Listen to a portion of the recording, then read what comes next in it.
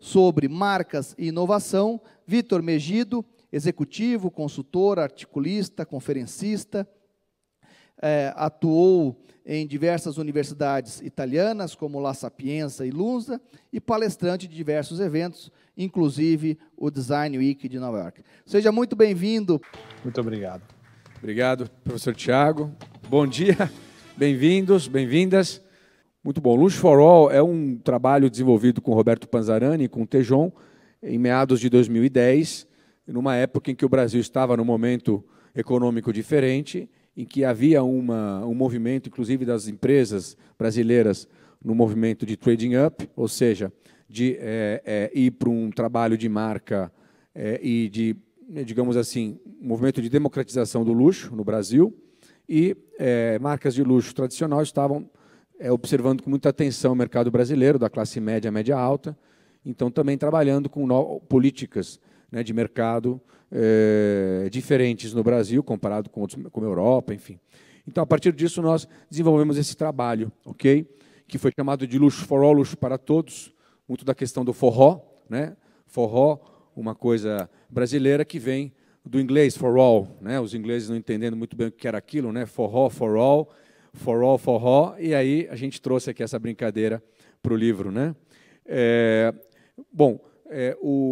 Ontem foi uma jornada rica, eu anotei muita coisa, e a gente sempre volta nesse tema da origem, da essência, né?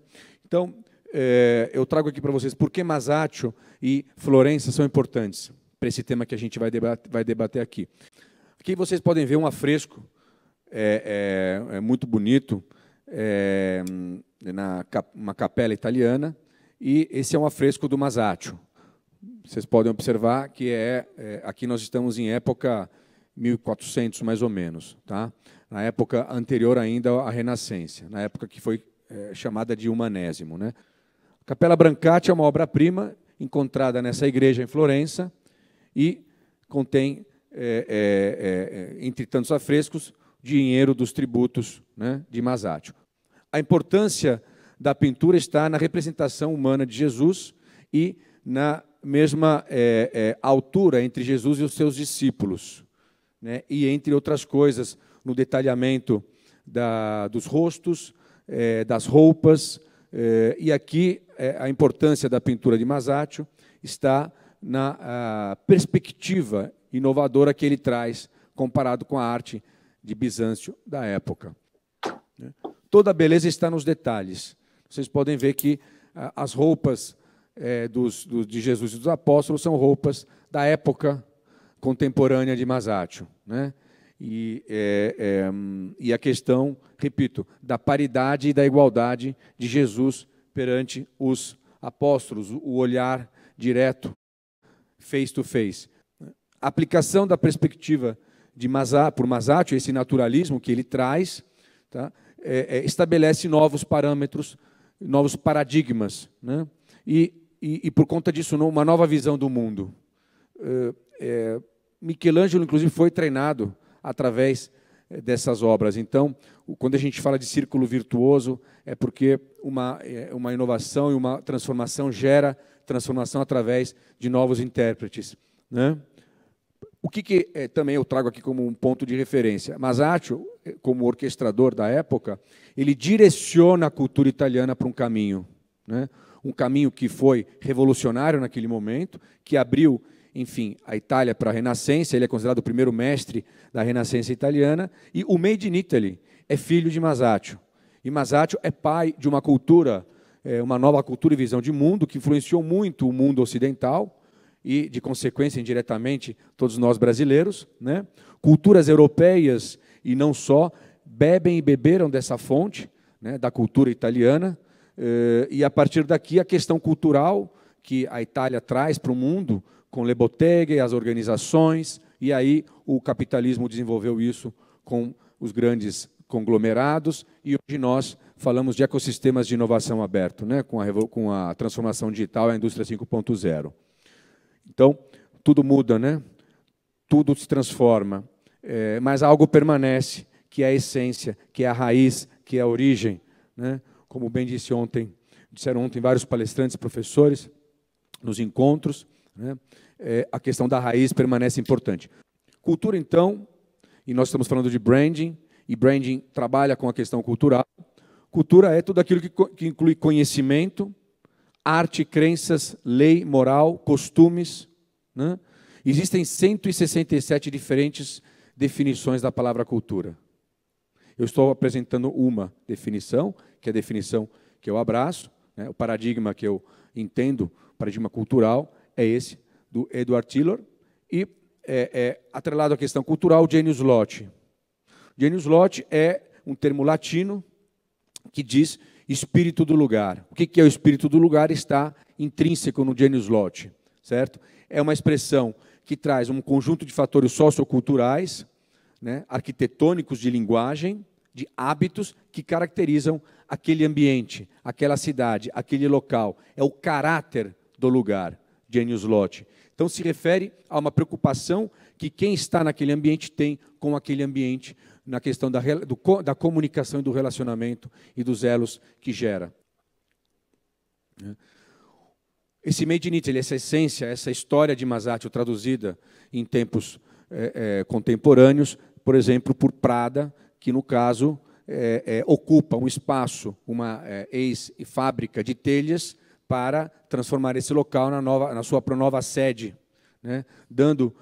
Ressignificando esse espaço, dando a ele um novo significado.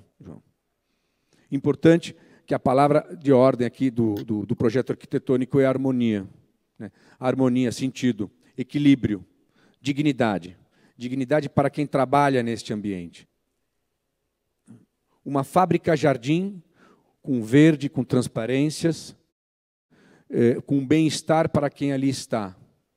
Então, uma empresa como a Prada, italiana, né, toscana, que dentro do espírito do tempo de 2020, né, quando lança esse projeto, um pouco antes, talvez, mas dentro da essência do que é a Toscana, contrata um arquiteto holandês para desenvolver um projeto para as pessoas que trabalham na empresa dela. Então, o público número 1 da Prada, o seu stakeholder número 1 é o seu colaborador.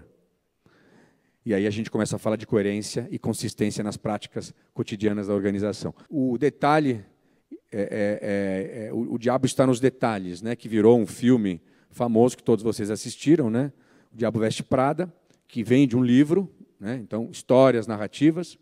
E aí a pergunta que sempre fica, né, para quem é um apreciador da beleza, que é essa questão de qual é o elemento misterioso, qual que é a quintessência que está... A gente vê que tem coerência, mas a gente não entende onde. O que está por trás disso, que quando a gente olha, a gente vê que faz sentido. Independentemente da referência estética de cada um, o inconsciente, o cérebro, vê que tem sentido aqui, né? No trabalho com Panzarani e com Tejon, a gente tentou sintetizar naquilo que nós chamamos de 4 E's, e aí eu inseri um quinto. Tá? Os 4 E's desse trabalho de marca das organizações, que dão sentido às coisas e coerência às coisas, é o E da estética, é o E da ética, o E da excelência e o E da experiência. Tá? Cada eixo tem uma profundidade que não vai dar tempo aqui da gente entrar nesse mérito, ok? E aí eu coloquei um quinto E de exclusividade enquanto personalizável, né? Sob medida. É possível hoje fazer coisas sob medida, belas e sob medida para cada um. Né? Ética, porque hoje as coisas precisam ser sustentáveis, então o impacto econômico ele pede o impacto social e ambiental atrelado. A questão da excelência, nada mais justifica ser feito sem qualidade. Né? A tecnologia hoje permite fazer coisas com excelência, né? Até porque coisa mal feita e coisa feia é coisa que não agrada ao humano e não dá dignidade ao humano, né? E o branding trabalha para dar dignidade ao humano, né? E faz isso através do consumo e faz isso no mercado de capital onde nós estamos inseridos. Organizações sociais estão inseridas em um mercado de capital, regido ainda por leis do capitalismo. Até quando isso será, nós não sabemos, mas é ali que nós estamos. Quando tudo está conectado com o todo, para o bem e para o mal, todo detalhe é importante e faz a diferença. Ontem nós falamos muito da questão da orquestração. Então, orquestrar para o profissional de branding significa transitar e estar sempre monitorando os 4 ou 5 E's da marca em questão. Isso pede atitude sistêmica e branding. Não sei quem estava aqui ontem participando do bate-papo, mas quando a gente fala de atitude sistêmica, a gente entende que é essa capacidade de compreensão da realidade como um todo.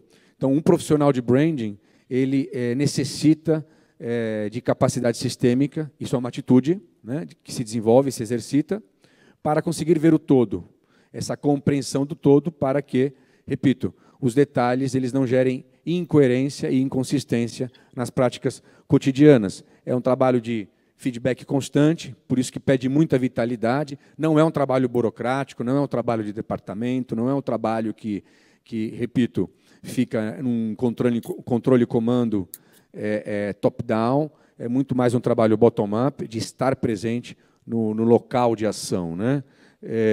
E isso é o que, no fundo, gera valor na organização, né? Essa transição e esse transitar pelo ambiente gera esse valor do porquê fazemos, que é a pergunta que o branding traz para a organização. A partir do porquê fazemos, definimos como fazer. O como fazer, existem jeitos de fazer as coisas, né? Então, existe um jeito de fazer que faz sentido com o porquê fazemos. E isso gera como resultado aquilo que nós fazemos, o what, o quê.